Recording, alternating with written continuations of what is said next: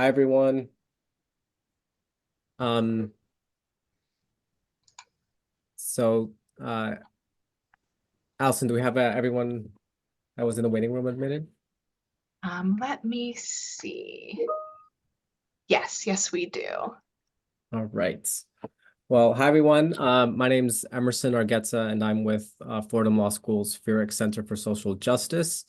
Um, and I want to thank you all for joining this training with our wonderful partners at NILAG. I'm just going to take a few moments to tell you a little bit more about this clinic that we're planning for next Friday. And then I'll hand it all over to Allison, who will explain a little bit more about the Pro Se Plus project. And then Benjamin Remy from NILAG will take over to conduct the actual training for how to screen for immigration relief. This clinic is a response to a request that we received from some friends over at Communal Life, which is a medical services provider managing a shelter in Jamaica, Queens. And the shelter is housing 33 families that have not had any kind of legal orientation since they've arrived in New York City. We have 33 families in total, the majority of which are Spanish speakers, about, I think by my count, 29 families. But we also have one Creole speaking, Haitian Creole speaking family, one Turkish speaking family, one French speaking family, and two Russian speaking families. So thank you to all of the Fordham Law students who have signed up to do this training, either live today or who will be watching this recording. Without you, we would not be able to meet this need. And I'm so glad to be partnering with NILAG, who we have been partnering with for the last 2 semesters to help, staff their clinics that they're conducting as part of the Pro Se Plus project. So let me turn it over to Allison, who will tell you a little bit more about the Pro Se Plus project.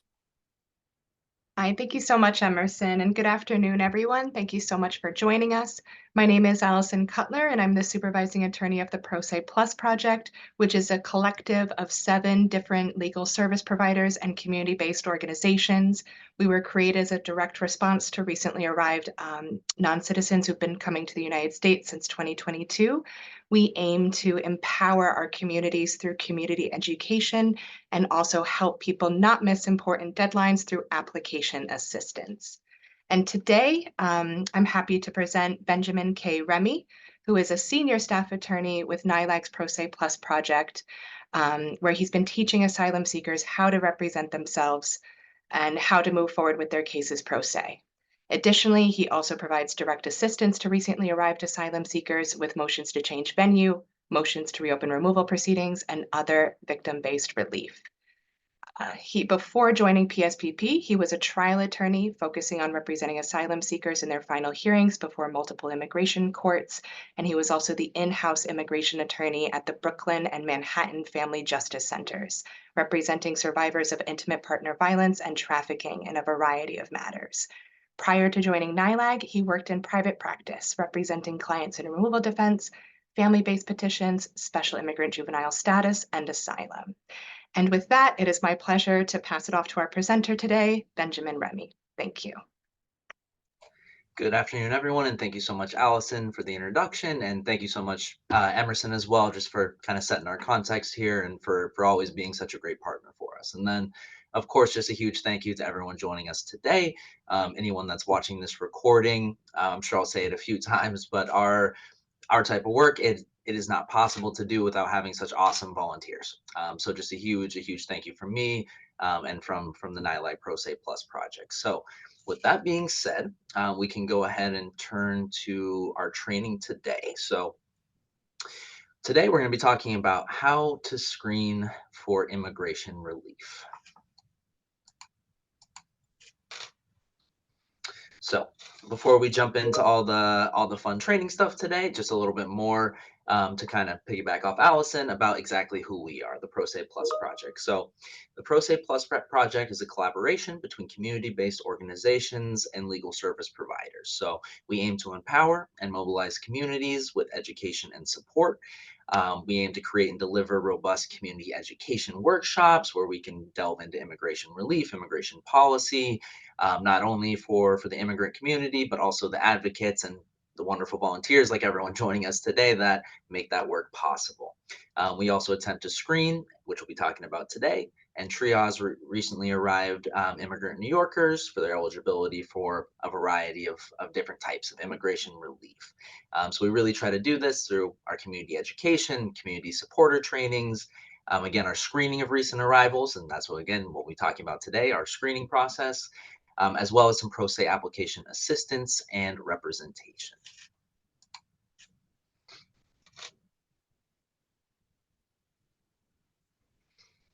Now, with our big screening clinic in mind coming up for next week, just a little bit about what is the purpose of this type of clinic, of these screening clinics? What are we trying to do when we have a screening clinic or when we're screening a client one-on-one? So we want to provide an opportunity for our community members to tell their story. That's always number one. We want to make sure we engage with our community members in a professional and trauma-informed manner. We want to identify potential immigration relief and connect to available services. And if no relief is available, to at least be able to provide advice and counsel as needed.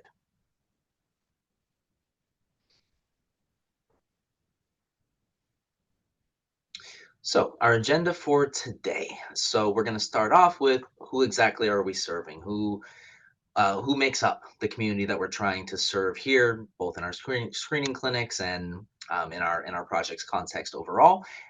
We are going to go over and review essentially an overview of some immigration procedural postures. It's always the most important place to start. You have to start somewhere, so that's why we'll absolutely be taking a chunk of time today just to really situate ourselves, so we're able to situate ourselves and our clients when we're conducting our screening. We're also going to take a look at some common immigration documents. So during a screening and during the screening clinic, when some paperwork is put in front of you, you'll have a good idea of what you're looking at, what type of information you can pull from that paperwork. We'll also do an overview of different types of immigration relief. And then finally, the really fun stuff, since we're all excited for that clinic next week, clinic procedures, and then a bit of a review of our screening form. So it's not brand new the day of.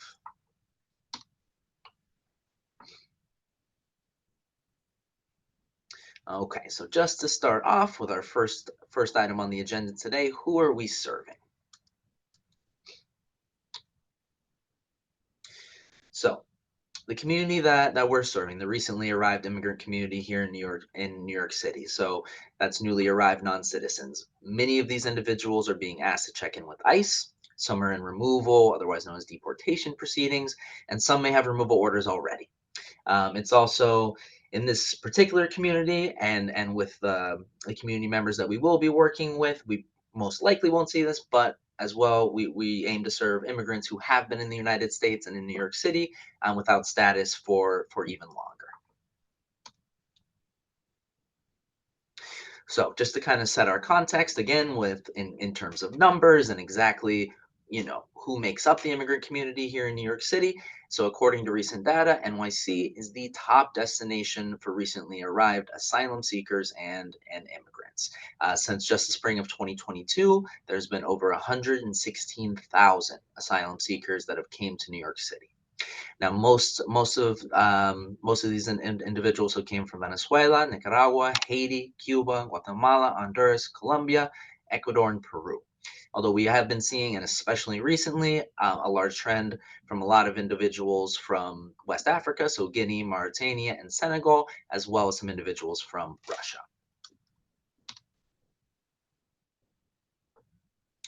Now, when we think about our recently arrived immigrant community as well, um, of course, access to immigration services is always huge for this community, but just to kind of contextualize the need for those services in some other services as well. So nearly 50% of newly arrived immigrants have not had healthcare services here in New York City.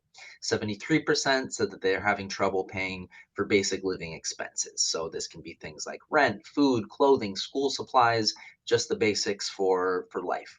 About 25% cannot access 3 meals a day, do not have warm clothing, 97%.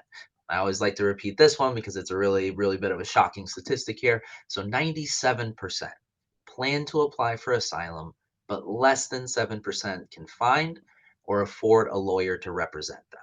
And I think that really summarizes the need that we are trying to serve here. So virtually all of our newly arrived immigrant community have not been able to access work authorization or be able to access having work because they lack work authorization, which of course feeds into these other statistics and issues up top. So obviously, without work authorization, being able to obtain warm clothing, being able to obtain food, rent, anything like that is going to be incredibly difficult. All right, so something that we always like to keep in mind anytime that we're working with our community members, be that an application assistance, screening in any capacity, is that we always want to take a client-centered and trauma-informed approach. So what does that mean, right? First of all, that means engaging, listening, and understanding the client's position, goals, and the reasoning behind the same. Respecting the client's agency of self-determination, being aware of the impact of trauma on both our clients, community members, and ourselves. And lastly, of course, ensuring accessibility. So making sure members of the immigrant community can access these type of services, these screenings, application assistance, whatever it may be, but just ensuring that the access is there.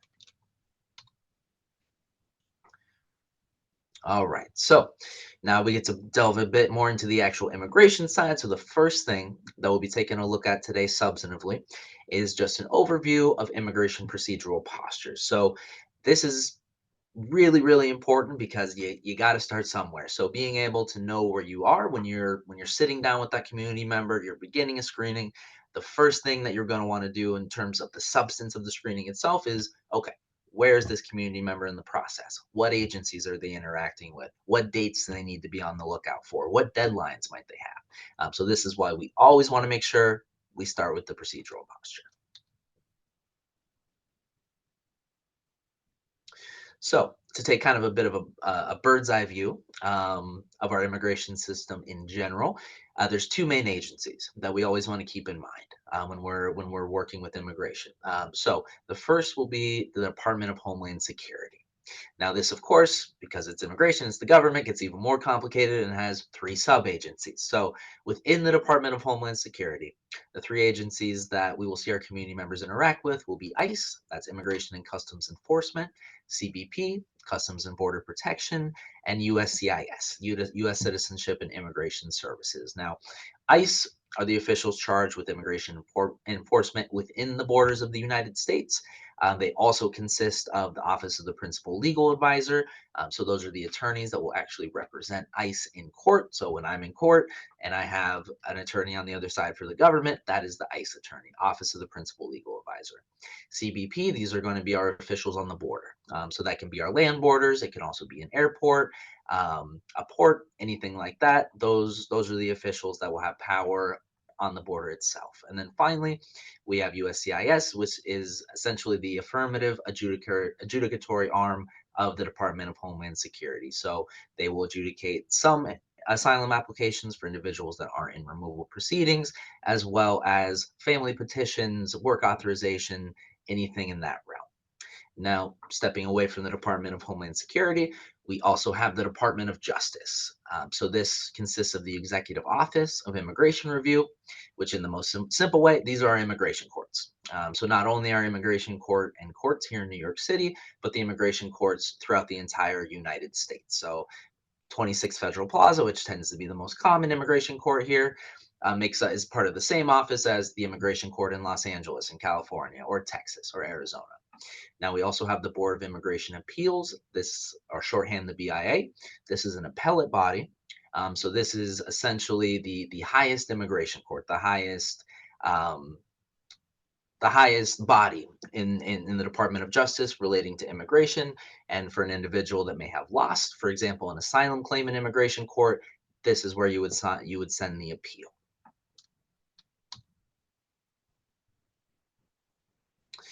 Now, a really important note with the two most common agencies that we'll see our community members interact with. And it's really also very important to keep in mind that our community members may be interacting with one, two, or three multiple agencies at the same time. So it's really important not only for ourselves, but for our community members as well to know exactly who they're dealing with. Now, the most important distinction, ICE and immigration court are not the same. So these are completely different agencies and completely different bodies. Now, sometimes it can also be really confusing. Someone may have a court date and have the same date for an ICE check-in. They may be totally different dates. It gets even more confusing when you have when you're dealing with 26 Federal Plaza, and then it's the same building. So for our community members that are newly arrived and looking at all their paperwork and trying to figure out where to go, when to go, it's really important that we're able during a screening clinic like this to situate ourselves and to situate our community members. Now, I discussed this a little bit previously, but just as a bit of review. So ICE, again, they are charged with enforcement and monitoring within the borders of the United States. So they may require non-citizens to appear or check in order to monitor and enforce. And they also may issue charging documents. And we will take a look at some documents today that require individuals to go to immigration court to essentially start those removal proceedings.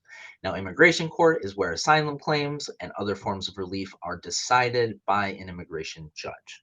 And an important note here at the bottom is that non-appearance, so a missed court date in immigration court, can result in someone getting a removal or deportation order. And this is known as a removal order in absentia.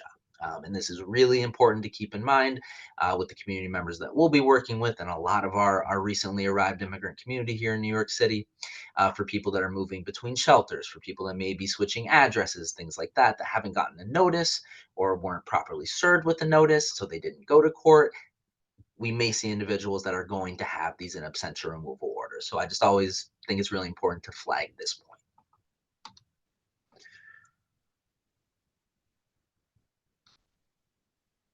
So whenever we start examining procedural posture, the best place to always start is to start with how did this person enter? How did this individual enter the United States? So there's really three main ways that we're seeing our community members enter. So the first is what's known as entry without inspection. This is otherwise known as EWI, which we shorthand it to. We also have humanitarian parole, and this really recently has become increasingly common. So we are seeing a lot of our community members receive humanitarian parole on the border, which allows for their entry and the entry of non-citizens in general into the United States. Importantly, it does not confer permanent status. So parole does not confirm permanent status. Even in theory, if it can be extended, you should always, if you can, seek other relief. It is not essentially a form of relief in and of itself. Parole also allows for an individual to adjust status through family and other means. So whenever we're conducting a screening and we see someone entered with a parole on parole, and maybe they have a U.S. citizen individual that could apply for them, they have that parole document, they would be able to adjust status. So it's just really an important point to flag with parole. And then finally, we have what's known as release on recognizance, ROR. So this would be an individual that was detained and then essentially was allowed to enter the United States, but not with parole.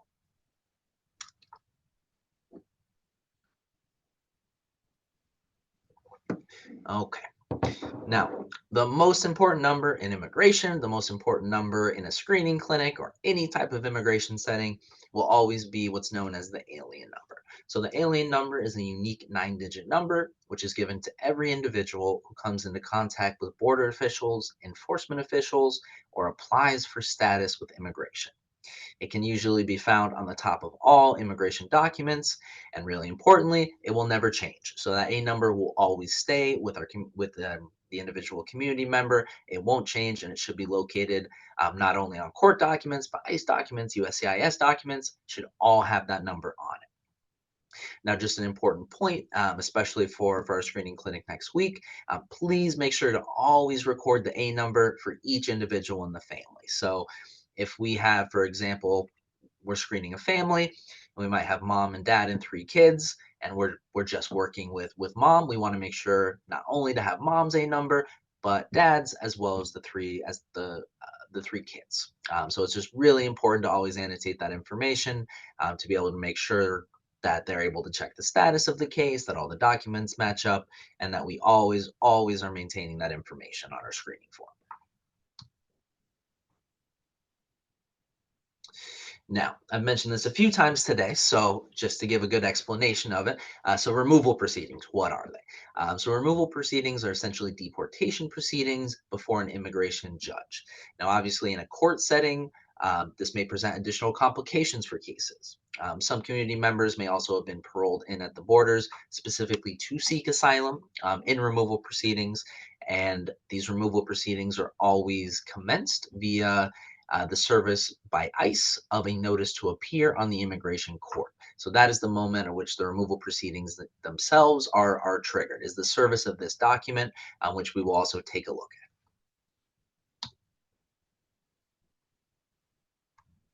Now, another really important point going off removal proceedings is we always want to make sure we know how to confirm if an individual is in removal proceedings. So not everyone that is coming to the border, has been released at the border, that receives paperwork is automatically going to be in removal proceedings.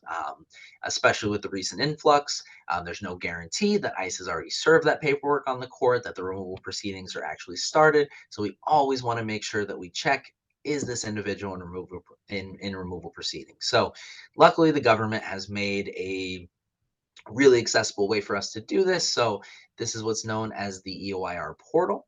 This is going to show immigration court future dates and the outcomes of cases, as well as the name of your judge, when exactly, the hour of your court, in addition to the day, as well as the phone number for the court. So I always say the portal is king. You want to make sure that you start every single screening, every single case, anytime of it you're working with immigration, to check this portal. Always start there, so you can confirm exactly where your community member is. Now, in the alternative, there's also the EOIR hotline, which we have the number for right here. This will give you essentially the same information. You'll also, for both of these methods of obtaining this information, will require you to enter that alien registration number, that A number, which, as I mentioned before, is why I'm gonna talk a lot about that A number today, is because that will always essentially be your key to getting the information that you need. So by calling this number, you'll essentially get the same information. It takes a little time. It's not quite as intuitive or easy as the portal. That's why I like the portal better personally. However, it's just another great option to have.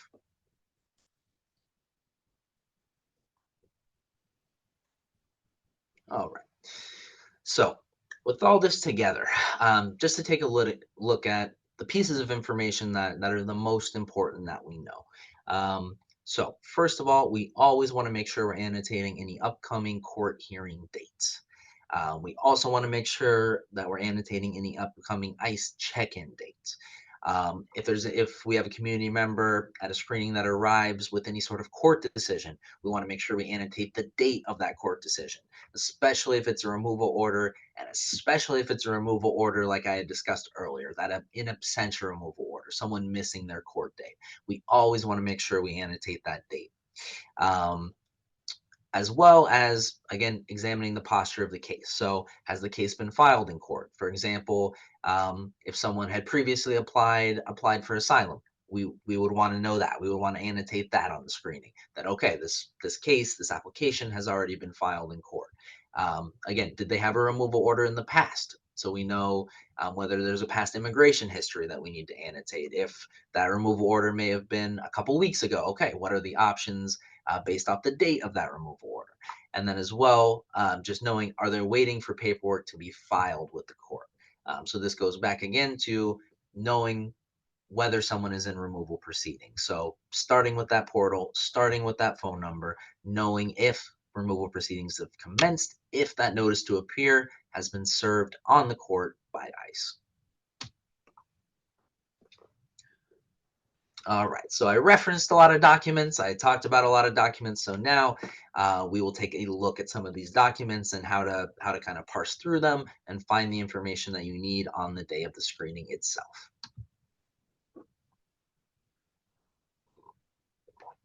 So the first document we'll take a look at And this is one example of it. So this is a parole document, like we discussed, which has been becoming increasingly common. So bets are at this screening clinic or screening clinics in the future, you will run into an individual, community member that has been allowed to enter the United States on parole. So the first thing you'll see that tends to be the most common is this stamp. So the stamp is really important. You will look up, if you look up at kind of the more box form above, this is a single page. So it's a stamp, and then you have the box on top. That box is essentially going to be your biographical information. And then that stamp, you always want to take a look at for the dates, and it will also have the section of law, 212D5, under which the parole was granted. You also see the date that the parole was granted, as well as the location. So this looks like it was Yuma, Arizona in our example here, but that's just even looking at the stamp, the information that you can pull from it. So to continue just with parole, so this is essentially, a different form of um, that parole is granted, a different form of parole proof. So this is an example of an interim notice authorizing parole. So more of a letter format here. So this will tell you some really important things as well. Again, that A number, which we always want to make sure we know, right? So if you look at the top here, you'll always be able to locate the A number on these parole documents. If you look more down toward the middle, you will see how long your parole is valid for. In our example here, it was a 1-year parole. And if we look down at the bottom, we have the date that your parole was granted, which you'll, of course, want to make sure that you match with that date for how long the parole is valid for, to see if that parole expires, if the parole is still in effect. So you can annotate that on the screening form. And then if there's any type of application assistance or anything like that in the future, to be able to input that information accurately. All right, so this is probably the document I talked the most about, so I'm glad we'll be able to take a look at it here for a second. So this is probably the most common document that we'll run into. So this is what's known as the notice to appear. So this is that charging document. This is the document that ICE uses to serve the immigration court and to be able to start removal proceedings against an individual. So again, where do we find the information that we need? If we look at the top here, we will see the A number. So again, locating that A number, so we're able to verify via the portal or the phone exactly what posture somebody is in. We also have the date of entry. This is especially important when working with people that may be applying for asylum, to be able to measure that 1-year filing deadline period of time to know whether someone is still within that 1 year. And then at the bottom here, you will also see a hearing date and location. Now, just a quick note on the hearing date and location on the bottom of these notices to appear. So essentially, a lot of these dates don't end up actually existing. So they're what are known as ghost dates, and essentially the government and ICE will just put a date on this paperwork, without it being a date that actually exists in the court system, because they have to put a date. So unfortunately, this results in a lot of confusion. I remember just being at the immigration court a couple weeks ago. I saw a family arrive with their notice to appear that had that date on it. I think it was something like February 5th. So they had February 5th, 2024, 26 Federal Plaza, come to court. They did exactly what they're supposed to do. They arrive, they go to the window, and they're turned away. And then I was able to help them just on the spot, a little bit of quick assistance to be able to show them how, again, with that portal, to see when their actual court date was. Their actual court date was in July. So while it's really important to annotate that you have a court date that's on here, at the same time, you want to make sure that you're going back to the portal to verify.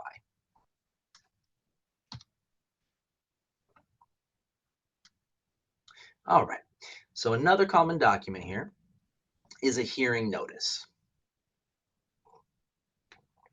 So if we have a notice to appear that's been served, removal proceedings are commenced, you might see a hearing notice. So this will be an actual essentially letter that's given to our community members that says, okay, you have court this day.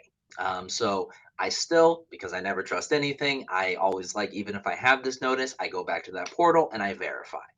So that can kind of be a through line on all these documents. Don't necessarily believe any date that you see. Make sure you're going back to that portal and verifying what's in the court system. So just to get back to our information here, at the very top, you'll be able to see the A number, and then in essentially kind of this top quarter, a little bit below, you will see the actual hearing date and location. So in our example here, 26 Federal Plaza. And then just a little bit above, this one is June 7, 2022, and it'll have the time as well. Looks like this one was a 9 a.m. All right, so I had mentioned this a couple times, so it'll be good we can actually take a look at it here. This is an example of an in absentia removal order. So the most important information that you want to take note, if you see a page like this and you see it in this format, you automatically want to go, okay, what is the date of the order here? Now, the reason that's really important is that what that date of the order is going to trigger the clock in terms of how much time an individual has to try to reopen their case. For example, to try to submit evidence that, well, the court sent the notice to the wrong address, and I did change my address, so this is the court's fault. That is why that date is so important. That's what starts the clock. So you always want to make sure, okay, do I have the date of the order, as well as, okay, again, make sure I have the A number and make sure it's the correct A number so that this order was actually issued to the community member that you're working with. All right.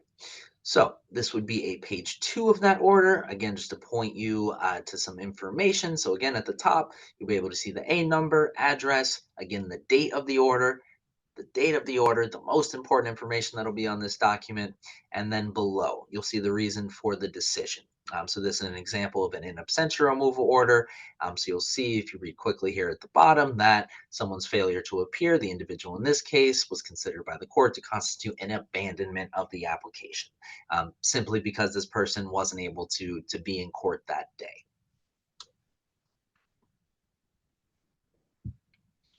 All right, so just to take a look at just a few more documents here, some other really common immigration documents that you'll see.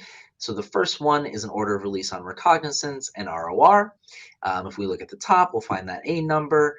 Toward the middle, you'll be able to see the address of the ICE office, as well as the date and time of the ICE check-in appointment with that respective office.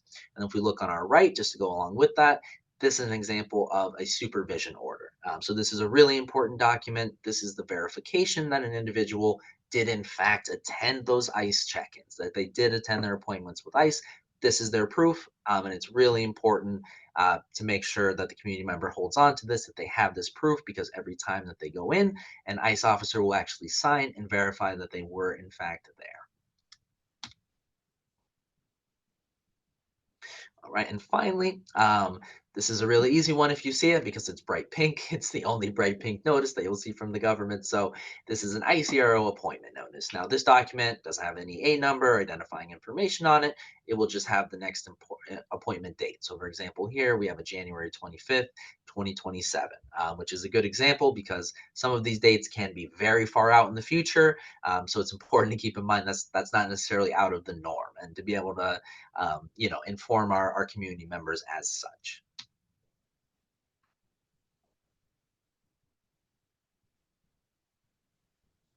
Okay, so now that we've gone over some of the basics of the immigration system, we've looked at some documents, we've looked at procedural posture, so we can know where we are. Once we know where we are, that's when we can start to actually to look toward, okay, what is the potential relief for a community member? So now we're going to take a look at what some of those forms of relief might be.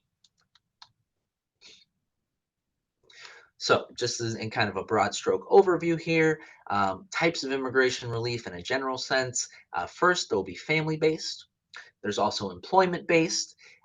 Just a quick note on employment based. This will be not something that we're going to necessarily see at our screening clinics, but it is something that exists. So it's always important to note. Asylum or refugee status, as well as other humanitarian relief. So that could also be parole, temporary protected status, or special immigrant juvenile status. So just to start off here with family-based immigration. So with family-based immigration, family members of U.S. citizens and or lawful permanent residents, otherwise known as green card holders, may be able to obtain a green card in the United States through what's known as adjustment of status. Now, if you remember one of my first slides when I was talking about parole, this is where that parole comes into effect. So someone that was able to enter on a parole would be eligible to adjust in this manner. Another example would be someone that's entered on a visa. So someone that's overstayed a visa would be eligible to adjust status in this manner. So this process is essentially a two-part application, two applications. So the first is a petition filed by a U.S. citizen or legal or lawful permanent resident, and an application filed by a non-citizen. So that first application is what's known as an I-130. That's your first step, and your second step is what's known as an I-485. So this is your actual application for permanent residency, the application for the actual green card. All right. So stepping away from family-based, we'll move on to some more humanitarian-based relief. So temporary protected status. This is a big one, especially with our recently arrived immigrant community here in New York City. Especially with our Venezuelan community. That's been the type of TPS that's been most in the news as of late. So what is TPS? So temporary TPS is a temporary status which is granted for 18 months with the potential for renewal. It allows the holder to stay and work legally here in the United States. The holder cannot be deported during the TPS period. They're granted work authorization, and they may travel abroad under advanced parole. Now, I'm sure you all can see in my bright, bold red that I put a really important warning here at the bottom with respect to advanced parole. So many applicants for TPS will also be applicants for asylum. So a very specific warning for asylum seekers: anyone who is claiming asylum from their country of origin cannot travel to their country of origin. So for example, if someone has received TPS and they have advanced parole, but they also have a pending asylum application and they attempt to travel to their country of origin, that asylum application is going to be done. It would be considered abandoned. So just a really important warning that I always want to tag under this advanced parole section. All right. So, apart from temporary protected status itself, what countries do we have as of right now? So, here is where TPS stands as of 2024. So, the countries that are currently designated for TPS are Afghanistan, Burma, Myanmar, Cameroon, El Salvador, Ethiopia, Haiti, Honduras, Nepal, Nicaragua, Somalia, South Sudan, Sudan, Syria, Ukraine, Venezuela, and Yemen. Now, really important note here: each individual country with respect to TPS has very particular eligibility dates, designation durations, and registration periods, which also change over time. So it is essential, it is absolutely essential to double check the specific criteria by country on a case by case basis. And you can see here we have also the website that you're able just to go to, and you'll see all this list of countries on the left hand side. That is where you want to start with TPS. That's exactly where I start with any TPS, whether I'm doing a screening, whether I'm helping someone apply. I always start with the country specific page. So what are the requirements for TPS? So to be eligible for TPS, a person must be a national of a TPS designated country or have last resided in that country as a person without a nationality. They must file for TPS during the open initial registration or re-registration period, or be eligible for a late initial filing. They must have been continuously physically present in the United States since the most recent designation date of the country. They must have been continuously residing in the United States since the date specified for the country. An exception does exist to these requirements for what are known as brief, casual, and innocent departures. And then finally, they must be admissible as an immigrant with some very limited exceptions. Okay, so to move on in our essentially kind of our humanitarian section here, so moving on from TPS, we also have what's known as Special Immigrant Juvenile Status, or shorthanded SIJ. So this is immigration relief for children who have been abused, abandoned, or neglected by one or both parents. Now, the situation can also include the death of a parent or both parents. The really important criteria to keep in mind here, the child must be under 21 years old. So child in this context will be an individual that's under 21 years old and not married. So the uh, really great benefit of SIJ, of special immigrant juvenile status, it does provide a path to lawful permanent resident status. However, the downside of that is that that child cannot confer status on others in their family. So while this is a really great form of relief for young people, it does not allow for uh, that same ability to adjust to be extended to their family.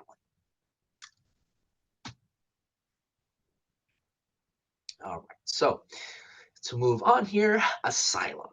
So asylum, I think, may be probably the most well-known of these forms of relief, and also probably the most common with our current immigrant community, as well as what will be common at the screening clinic. So what is asylum?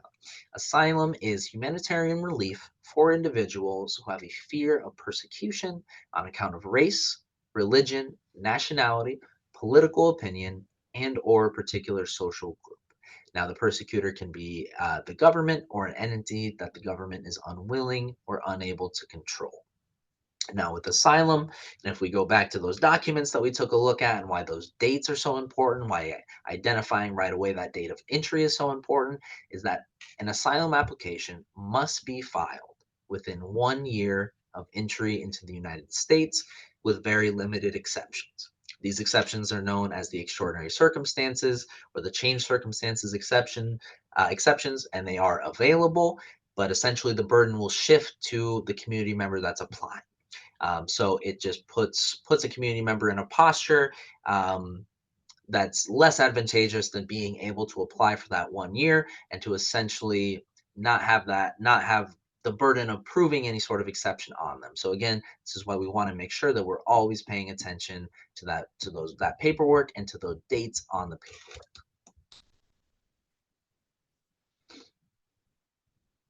So what does asylum do? So winning an asylum case confers legal and permanent status known as asylee status. It provides protection from removal, deportation, derivative status for spouses and children who are under 21 years old, as well as employment authorization during the pendency of the application, 150 days after filing. Now, to go back to my first point here, from asylee status, you are able to adjust to the status of a lawful permanent resident. So it does provide a pathway for an individual to become a permanent resident of the United States to get their green card.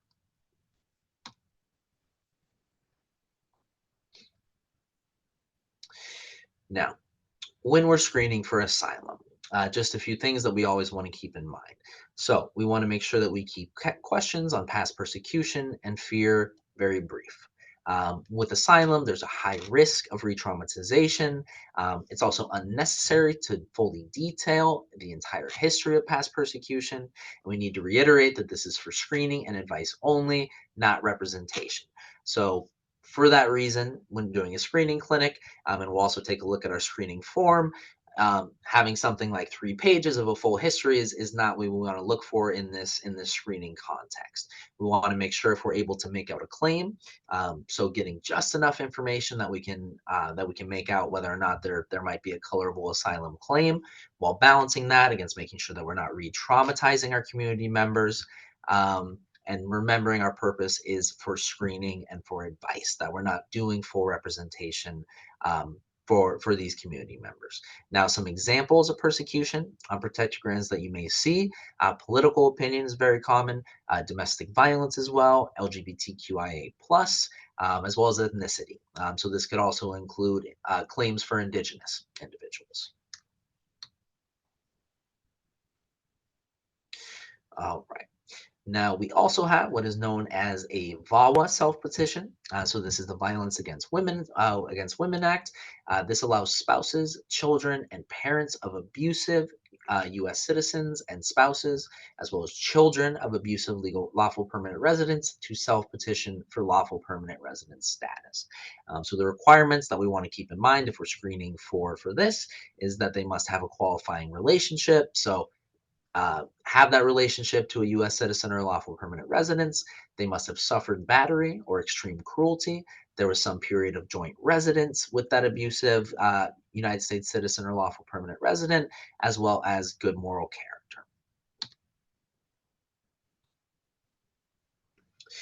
Now, some other forms of relief to always keep your eye out for. We also have the U visa. So the U visa is for survivors of certain crimes who have suffered mental or physical abuse and are helpful to law enforcement in the investigation or prosecution of criminal activity. The crime may have occurred in the United States or be a crime that is against United States law. We also have the T visa.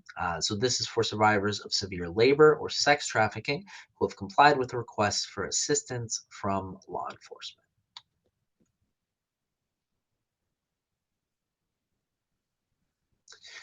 Now, finally, we also have labor deferred action. So this is a relatively new form of relief. So the Department of Homeland Security recently created a new process for workers who are involved in a labor dispute, which allows individuals to request temporary protection, which is known as deferred action from deportation. That protection lasts for 2 years, as well as work authorization. Now, to be eligible for this labor deferred action, a worker's current or former employer must be the subject of an open investigation at a labor agency.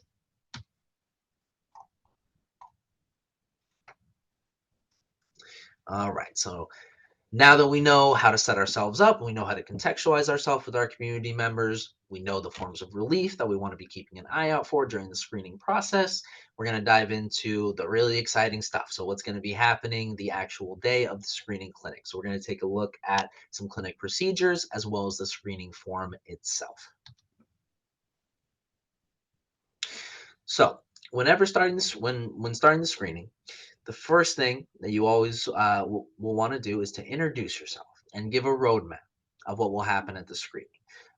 So also before you start, ask if they have any questions about the screening process itself and make sure you answer those questions up front. You also want to try to begin to build rapport with that community member so that they feel safe and they have enough trust in order to tell their story. Second, you want to make sure you fill out and complete the screening form. While completing the screening form, make sure to ask questions as they arise with the community member. Please raise your hand or find a NILAG supervisor to assist. I will be at the screening clinic, so always just look for me, look for Allison. Feel free to pull one of us, and we're always more than happy to come and on the spot answer whatever questions may pop up. Another tip, just make sure to include information for all family members, even if not present at the screening or outside of the United States. So this could be children, for example, who remain in the home country. And then finally, when the screening form is all nice and complete, get a NILAG supervisor to complete the checkout and to give advice and counsel as needed.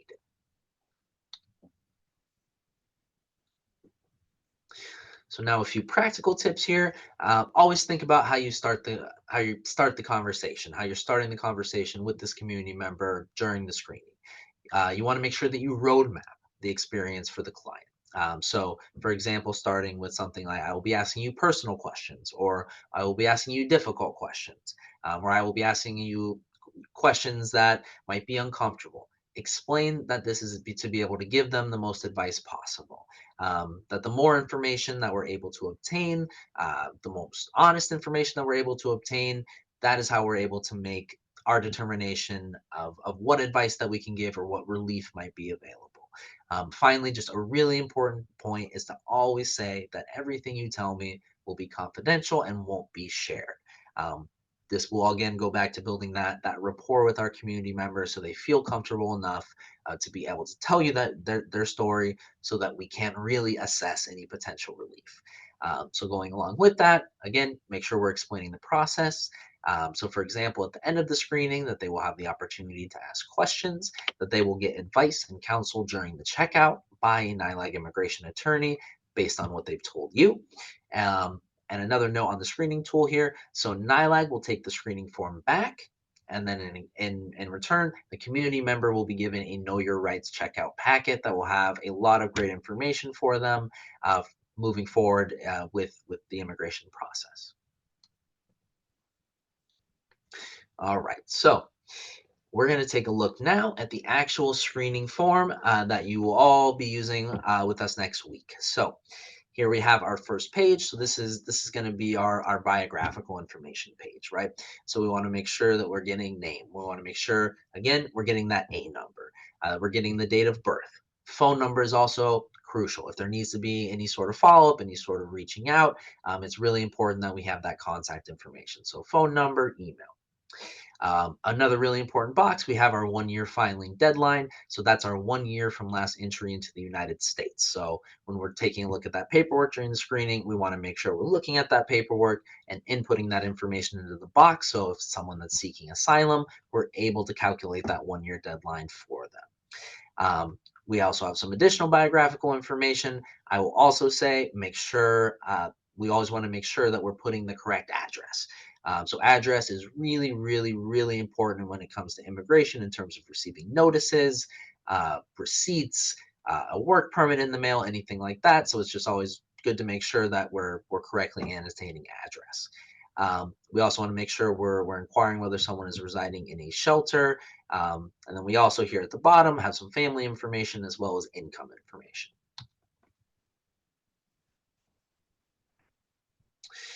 So if we move on to our second page, we delve into a bit more of our actual background immigration information. So if we take a look, we'll have our date of entry into the United States. So this will also include if there's been prior trips or prior visits or prior entries into the United States.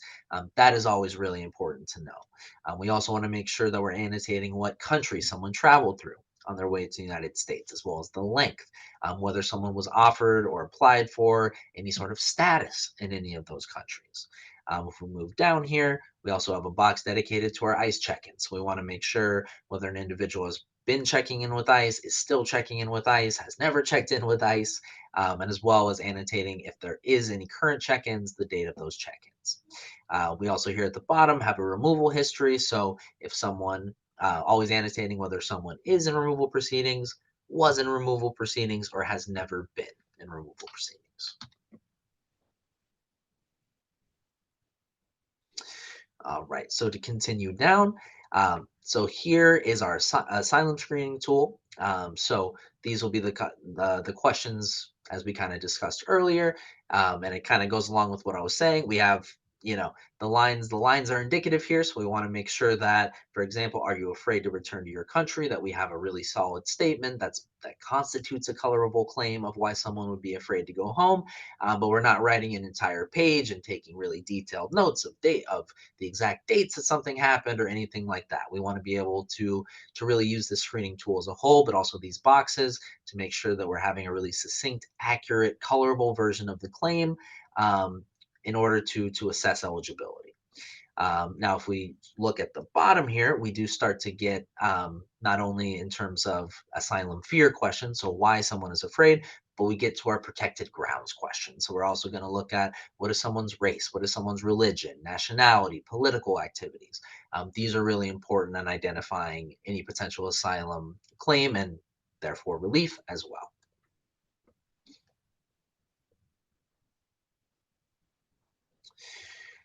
And then we have our final asylum question up top here. And then we switch down to those more humanitarian forms of relief that we discussed a little earlier. So our VAWA questions, our UNT visa questions, our deferred action questions. So our questions such as, has anyone been the victim of a crime?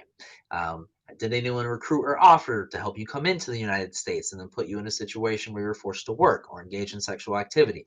Those are getting to those UNT visas.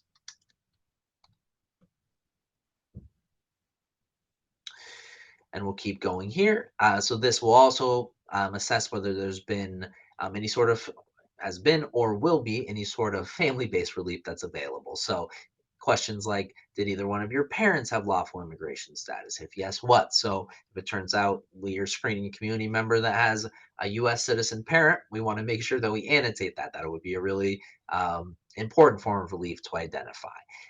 If we go down a little more, stepping away from relief, we always want to make sure that we are also annotating any criminal history. So someone, whether or not someone has been arrested or charged or convicted of any sort of crime here in the United States, in any other country, such as home country, as well as examining whether someone has had any military service. And then at the bottom here, we do have our screening questions oriented toward that SIDGE, that special immigrant juvenile status. So inquiring whether where someone's parents are, whether the parents are deceased, who's raising this individual. These are questions that are going to be able to let us know if there might be a potential form of relief in SIDGE for that individual.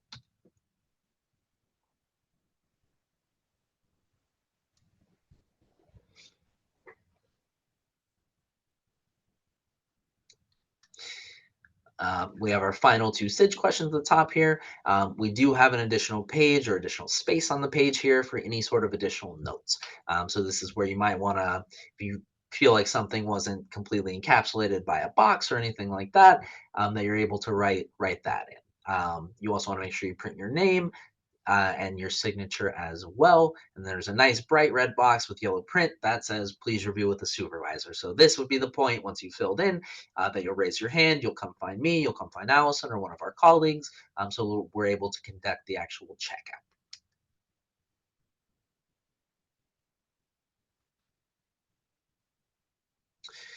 Now this will be the additional notes that, for example, if I'm doing a checkout, that I'll be able to annotate any additional information, any other notes that I think are relevant, as well as whether any follow-up is needed to be able to annotate that reason. That's where I'll be able to print my name. And essentially just finish the process. And then another great red note with uh, some really bright yellow lettering to collect before attendee leaves. So that's to make sure that we take that screening form back. And it can also be a reminder, okay, we're keeping our screening form, and to make sure we're giving that Know Your Rights packet to our community members. And then our last page is on the screening form as well. This is where we can just sort of annotate in a rough sense whether someone may have some potential relief. So for example, if we're working with a community member that has expressed a fear of going home, we'll put asylum. Maybe we're working with and screening a community member from Venezuela that may be eligible for TPS. Okay, we're going to indicate TPS, and it's always helpful as well to circle the country so we know exactly what TPS that we're talking about. If we're working with a community member that's under 21, we're going to want to maybe indicate SIDGE and check those boxes. So this is just a great kind of final summary form to be able to see what potential relief may be available for a particular community member.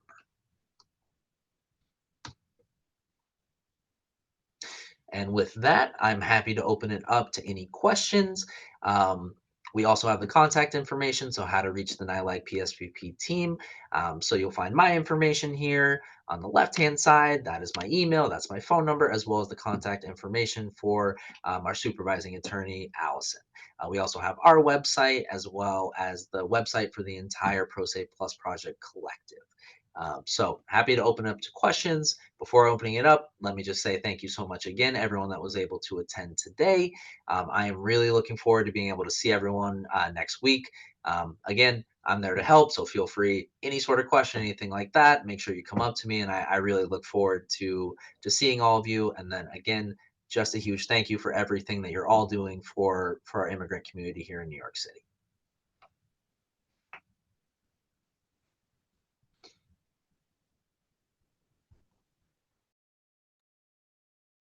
I guess I have one question for any students who might be wondering, what if they have a person who they're screening and asks like for some immediate assistance on something like a change of address or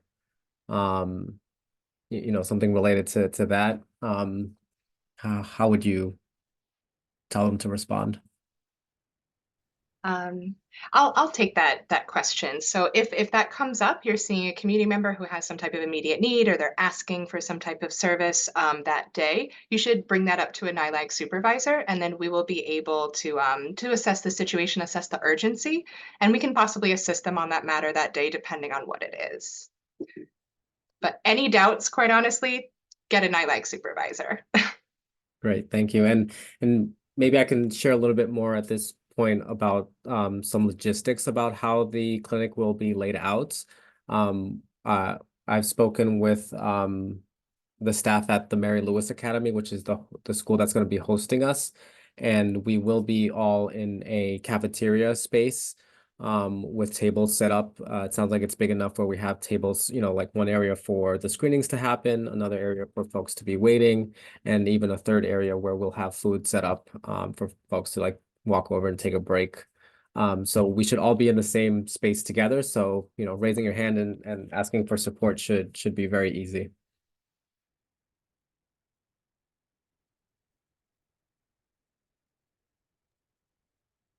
All right, well, thank you everyone for joining us. I'll give it maybe 30 more seconds for a question. Please feel free to write anything in the chat or just jump in.